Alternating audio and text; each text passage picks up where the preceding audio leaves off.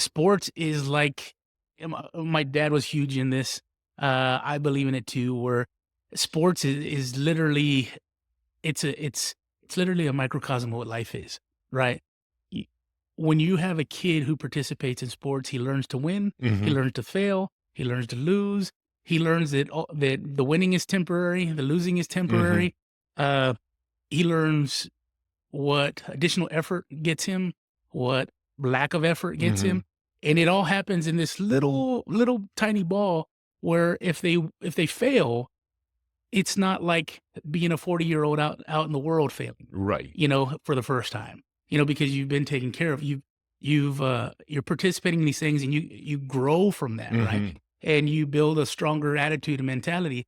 And eventually you gain friends from that. You'll gain people that maybe are less kind to you Yes. because you didn't do well on the team, or you're from a different team. But you learn how to deal with all those things in a very small kind of bubble. That way, when you get older and you leave home or you go off to college or you get a job or now you're working in a firm and you're dealing with people, you know how to deal with people better, especially the people who don't want to give you what they probably should as far Cool. as being polite, right? Yes. So I love that. So how do kids get involved in that, or what kind of kids are y'all looking for? So for that program, we are only in Title I schools currently, Okay, and so we have 66 schools that are participating in 7 school districts throughout Bexar County.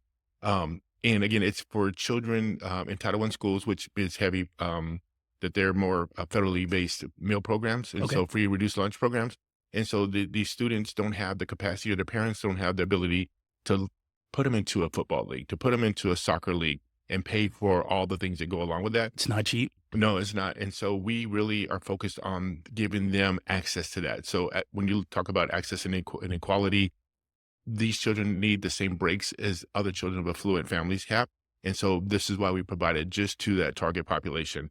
And so, it takes money. We provide them shoes, um, t-shirts, socks, all the equipment, like we take care of the kid. And so some of them, this is the only new pair of shoes they get. Mhm. And so you'll see the shoes come out in the first session, then you see them in the second session and they're wearing down. And so, but it's only for third through fifth grade is Okay, the competition. And we're hopefully um, going to look to do a sixth grade eventually, because children can then get into UIL sports in school right. at seventh grade. And so we're laying that foundation, and there's studies done on the impact.